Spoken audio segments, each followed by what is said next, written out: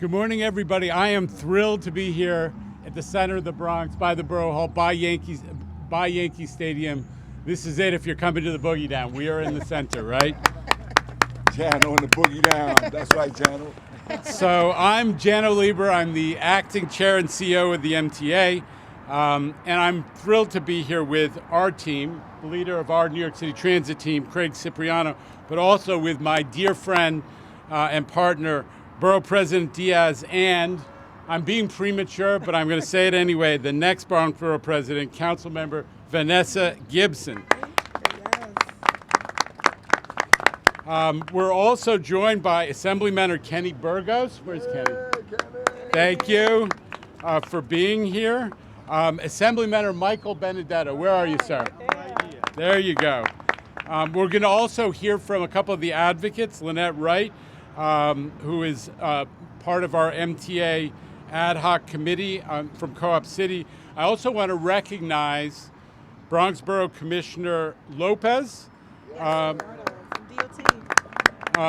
Rod Sanders from the Co-op City Committee. Thank you, sir. Co-op City, if you're going to do anything in the Bronx, right? I learned this from right on. See, Boogie Down Bronx. Boogie Down Bronx, right there. Right?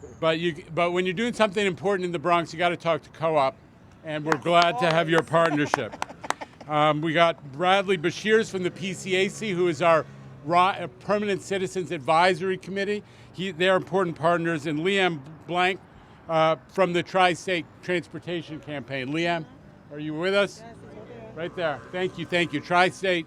A lot of the major progressive initiatives on transportation in the region start and are moved forward by Tri-State. So I have to say, I wasn't supposed to come to this event, but I wanted to be here not just because I wanted to honor the borough president today and the incoming borough president, who are great transportation leaders, but also because if you're talking about buses, you got to talk about the Bronx, because because buses are the engine of equity in our city.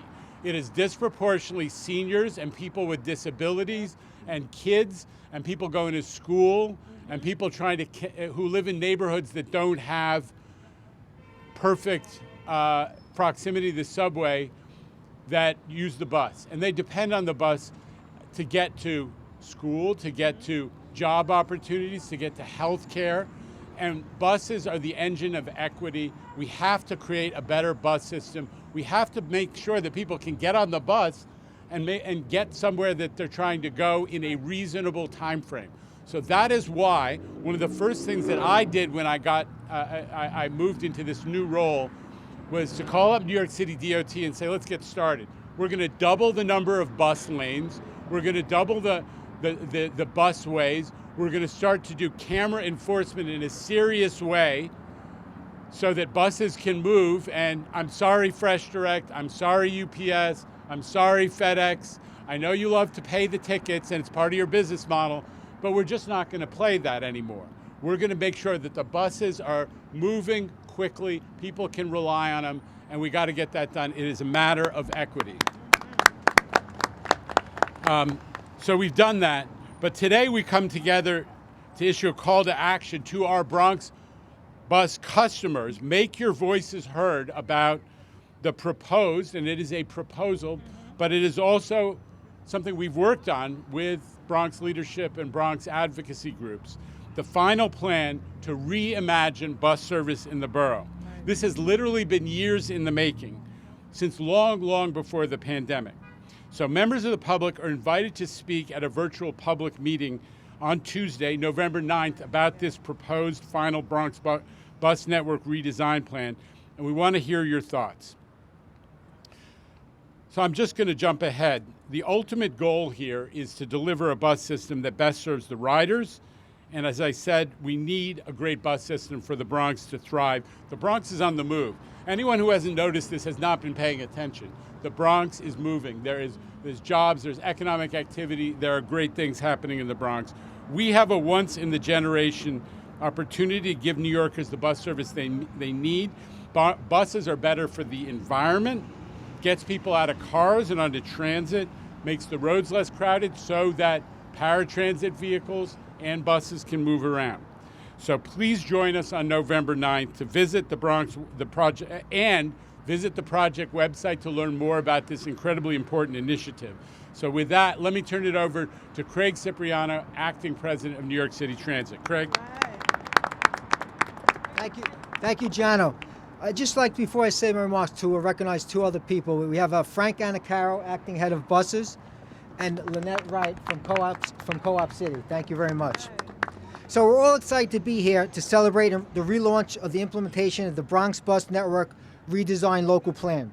The plan is a critical step towards bringing better, more reliable, and faster bus service to the 635,000 Bronx bus customers. And while that number is pre-pandemic, we are confident these riders are coming back to the system. At the height of the pandemic, the Bronx bus system carried the greatest percentage of pre-pandemic riders because Bronx bus riders were not only essential workers, like our transit heroes, but those folks rely on the bus system for their essential trips to the market and to the doctor. I invite Bronxites to attend our virtual public meeting on Tuesday, November 9th at 6 p.m. This meeting is the culmination of years of public engagement and work with communities across the Bronx and Upper Manhattan. We look forward to hearing from our customers and stakeholders one more time to provide input on this proposed final plan. There have been very few changes of the redesign since the release of the proposed final plan in the fall of 2019. And in case you don't think we're listening, we definitely are. After receiving feedback from the public, community, and elected officials, and reassessing existing conditions, we determined that the BX28 and BX34 route alignments would go back to the original way they were. Yes, thank you. Public hearing. Over the past 2 months, the Bronx Bus Network Redesign team has presented our plans to a joint meeting of the Bronx Borough Road and Borough Service Cabinet, Borough Board, I should say, and Service Cabinet. Borough President Ruben Diaz Jr., elected officials, transportation advocates, and interested community boards across the Bronx and northern Manhattan. I'd like to thank all those participants. This redesign would not have been possible without your engagement, encouragement, and your feedback. And building upon the successful implementation of the Staten Island Express Bus redesign, the Bronx Bus Network redesign aims to simplify the local bus network while enhancing connectivity and building an all-day frequent network of transit for our customers. By improving bus stop spacing and working with our partners at New York City DOT to expand bus priority on our city streets. We're utilizing everything in our toolbox to speed up travel times and get our customers where they need to go fast. So please visit the project microsite, new.mta.info/Bronx Bus Redesign for all the meeting details.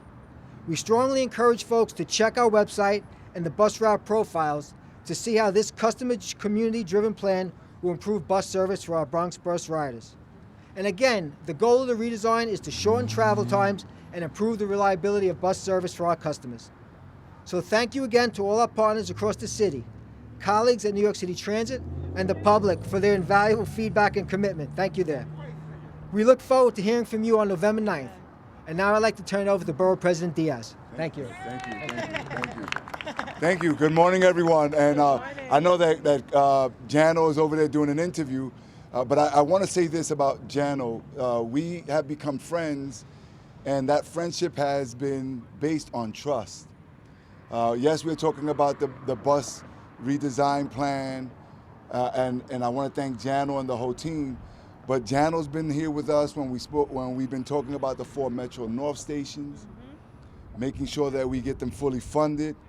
Jano has been here with us when we have looked at elevators that those with physical disabilities need in multiple train stations throughout the borough of the Bronx, redoing train stations. I mean, time and time again, Jano and his whole team, we want to thank you for not behaving the way the MTA in the past and transit has behaved in the past towards the Bronx and towards other neighborhoods, where you make us fully feel like there's a partnership. To my colleagues in government, those that are here today and the many more who are not here today, thank you for being present at all of our meetings. There have been many meetings. We've had a lot of conversation, And it was there that we had an exchange in ideas and disagreements to make sure that the people of the Bronx were better serviced by buses and bus routes. Now, in all of my years as an elected official, one of the most painful things that I hate, I'm gonna use that word, is when people say, we always did it this way. Like, why is this done? We've always done it this way. And people say that even when it doesn't work. When you look at how we, for instance, pick up garbage in the city of New York, when we plow the streets when there's snow, and yes, how we transport the people of the Bronx and throughout the city of New York. It was Jano, Craig, the whole transit team, the DOT. When we look at all of the bus routes and seeing all of the development that has transpired in our borough over the last 10, 15 years, seeing new communities, seeing new residents, the fact that we took a pause and re-examined and reimagined, like Jano said, and redesigned this, and did it in a way where the community was heard. Did it in a way where Assemblyman Burgos wasn't initially pleased with what was happening in the South section of the Bronx. He's my assembly member, and what the constituents were telling him. Or where Co-op City initially had a lot of concerns, especially in the East Bronx where we have transportation deserts, where we don't have that many train lines. And yet, time and time again, almost every single time, when we went to transit, when we went to the MTA, and we said, these are our concerns, they said, we hear you, and they changed it. And so with that said, please participate with this next hearing, because this is only a proposal, it's not the end-all, be-all. Oh, and by the way, Bronxites, we're not talking fare increases in this hearing. We're talking about redesigning the bus routes. So don't come in and say, let's keep it germane to the topic. Please, let us know how we can service you on bus routes with this design plan. I'm happy, I'm ecstatic, but more importantly, my colleagues will share my sentiments in that this is the way that trust is built. And too many residents have lost trust in government and in different agencies. And as we continue to develop, hopefully DOE, DOT, other agencies will take into account that just because we did things in the past doesn't necessarily mean that it will continue to work as we build for a bigger and better Bronx in the future. So thank you all, and I'll give you back the microphone. Thank you. Thank you, Borough President. Now I'd like to introduce Councilmember Vanessa Gibson. Thank you. Thank you, Mr. President.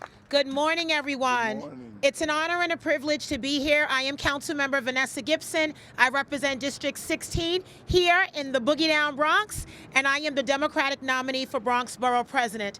I want to thank the leadership of the MTA and the New York City Transit, Tri-State Transportation Campaign, Riders Alliance, all of our transportation advocates, my colleagues in government who are all here for this very important press conference. I want to acknowledge the great work of our Bronx Borough President, Ruben Diaz Jr. It was under Ruben's leadership in late 2019 when we had all of those meetings with the leadership of New York City Transit. Elected officials joined together to identify how we can find creative and innovative ways to redesign what our bus service looked like. And I remember those conversations. I remember a lot of inquiries. I met with New York City Transit myself. We were very concerned about the BX1 and the BX2, the BX11 and the BX13 in Highbridge, the BX18 in Morris Heights. A lot of residents here along the Grand Concourse expressed concern about the BXM4, the express bus that takes a lot of our residents to Manhattan for work. And so we understood that this was a proposal at the time.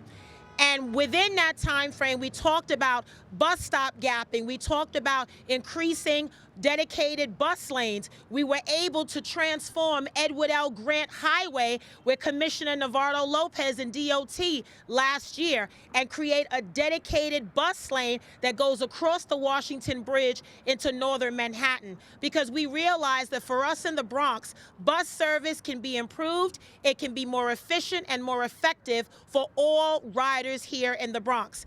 And so a year and a half later, while we faced COVID-19 and we had to put this proposal on pause, I'm really grateful that we are reconvening and having hearings so that residents of the Bronx can come together and express their concerns. The meeting in which we heard a lot about the BX34 was right here at the Bronx Museum of the Arts. And there were residents that came from Co-op City, from Soundview, from the East Bronx, because we knew that we had to improve east-west corridors and not necessarily northwest.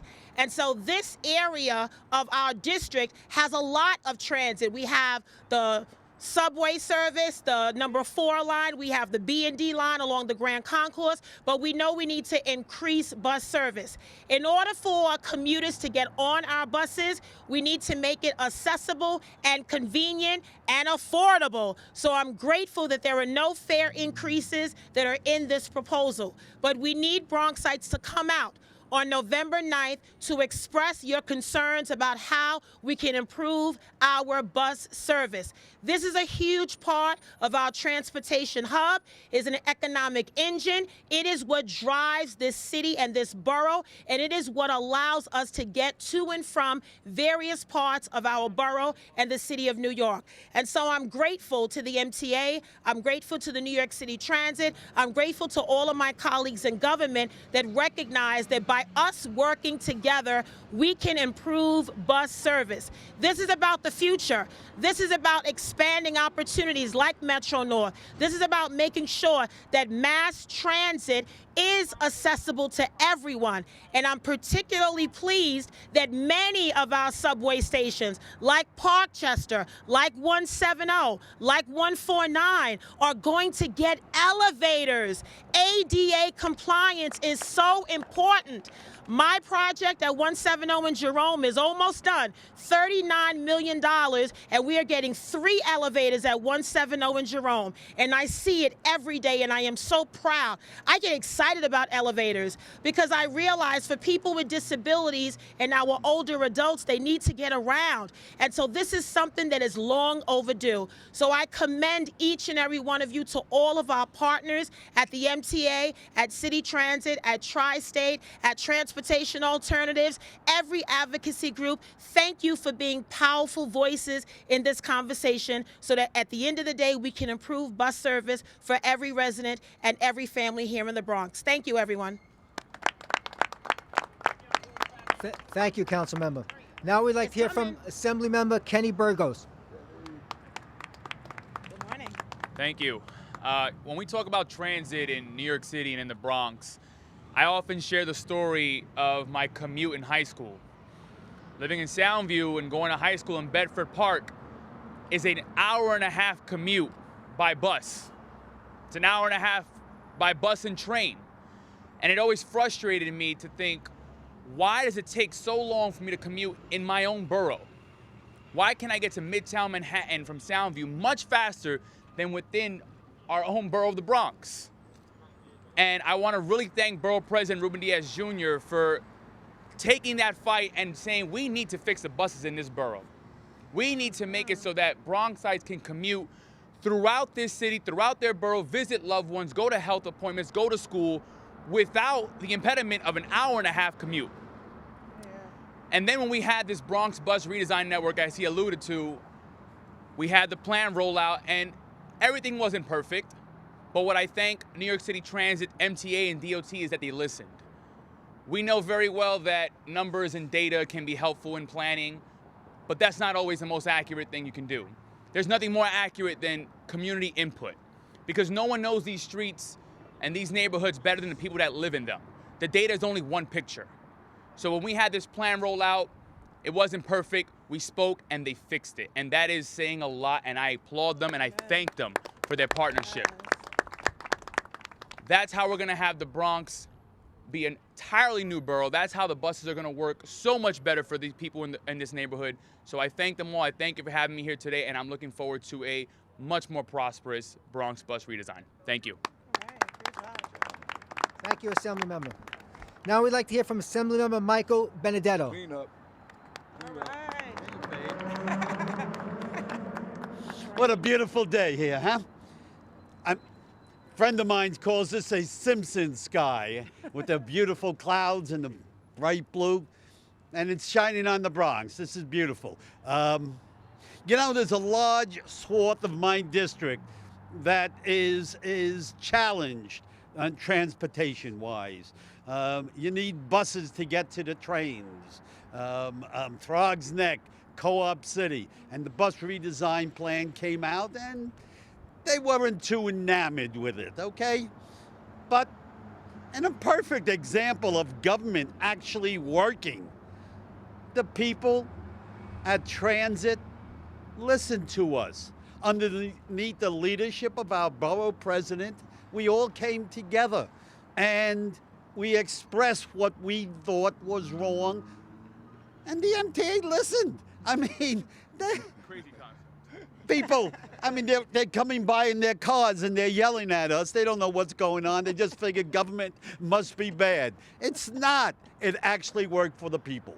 And the people in Throgs Neck, the people in Co-op City are very happy with what they have. And so I have to thank all the MTA people who are so involved. I mean, one day I'm out at a golf tournament. I really am. A golf tournament, and I stopped over my lunch because I had to make a call into the MTA, and they were there listening to me. And they listened to me for a half an hour. That's wonderful. That really is wonderful. This is a happy day. The Bronx should be very happy with the new Bronx redesign bus plan that's coming out. We're happy about the ferry coming to Ferry Point Park. We're happy about the Metro North trains and stations that are coming. And there's something out there called the Tri-Borough Plan that we really should look at too, okay? A good day, only good things are happening in the Bronx. Metro North was your thing, babe, okay? Maybe the Tri-Borough Plan can be your thing. God bless us all. Thank you for everybody for listening. Be good. All right, babe. Thank you, Assemblymember. I do have one question for you. On that call, I was on the other line. You were a little upset. Was it because of the way you were hitting the ball or because of the plan? I'm always upset about that. Okay, thank you. Before we have one more speaker, I'd like to just recognize our partners in delivering great bus service, New York City DOT and Navarro Lopez, which is here with us today. Our final speaker here today is Miss Lynette Wright from Co-op City. Hi, good morning, everybody. So I think that this is definitely a testament for us for what happens when you have collective parties that come together. So not just having people who are making decisions for you, but the fact that people came out, they made their voices heard. You had the MTA that was listening, you had all of our government officials that was listening, and we came collectively to work together on something that was accessible for all within this design. I just want to be able to thank everyone, again, the MTA, for keeping an open ear about the fact that when you draw something, it looks completely different from how that drawing and how those ideas impact everyday people who are impacted by it. To all of our government officials who came forward, Bronx Borough President, to the Assemblyman Benedetto, all of our supports that we've had throughout the several months that we went through. Also to our board of directors who came and actually supported us, to all of the 25 people who are on the ad hoc committee who worked every day through either text message, through writing, through going almost door to door, trying to get surveys to people, to the people who filled it out. Every person is a part of that at why there is change within this. And I think that that's definitely a call to action for many of us advocates and just people who take the bus in general, or our citizens here who are here. is that it is one thing to be able to speak in your living room about something and be upset about something, but they cannot hear that. Obviously, through this, we've talked, they're listening to you. You've heard that several times through several speakers, so make your voices heard if you want to implement change. Again, thank you to everybody that's on here. Please go on the website again and voice what you think of the redesign, and definitely come out to vote. Thank you so much. Thank you, Len, and thank you to all the speakers and elected officials here today. I guess now we'll open it up to any questions. Craig, is it still 400 stops being removed as the plan 2 years ago? So the current plan does have a reduction of 18% of the number of stops. I think it is in the neighborhood of 400. But again, that's the plan as proposed. We're going to come out, we're going to listen to what our customers are telling us, and we'll refine as we see. And just to be clear, 3 new routes, BXM5. Two new routes. BXM5, BX25, and M125. Which one was cut from 2 years ago? BXM5. Can you say it again, Jessica? Yes. BX25 and M125. M125, right. And then one more. Bus speeds in the Bronx are down slightly from before the pandemic after going up last year. Can you explain what work you guys are doing with DOT specifically to speed up buses? And DOT Sure. can answer this question as well. if Sure. it wants. So what I would say is, yes, as we've seen, we're coming out of the pandemic, traffic has increased. Bus speeds are back to pre-pandemic levels throughout the city.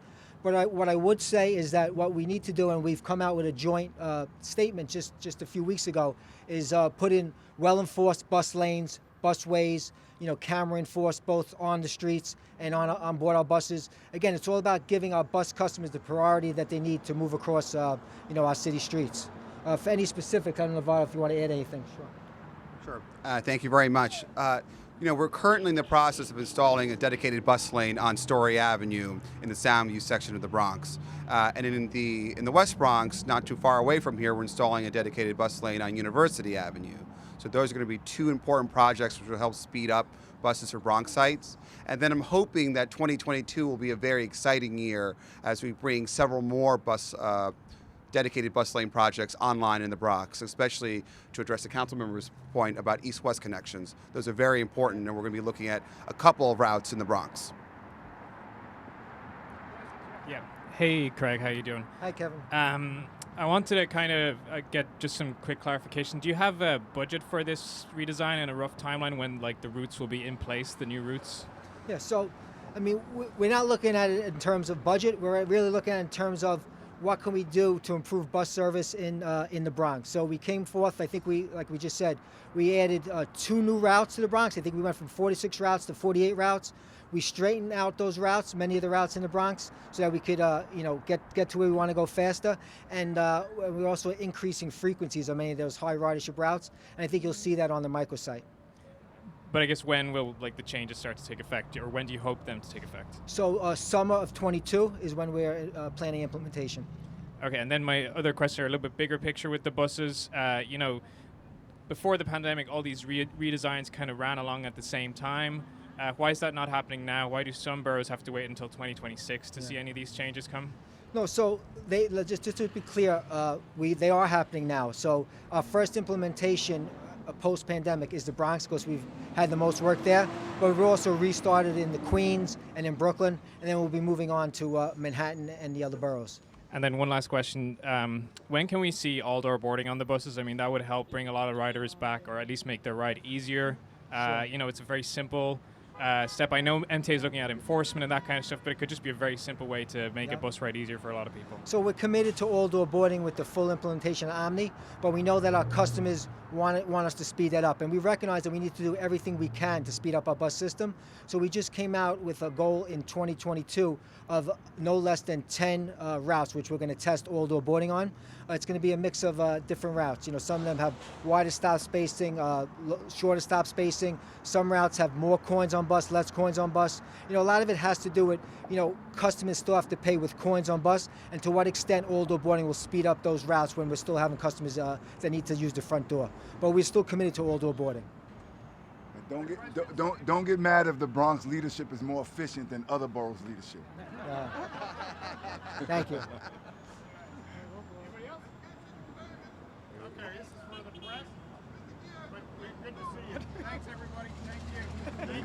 Thank you.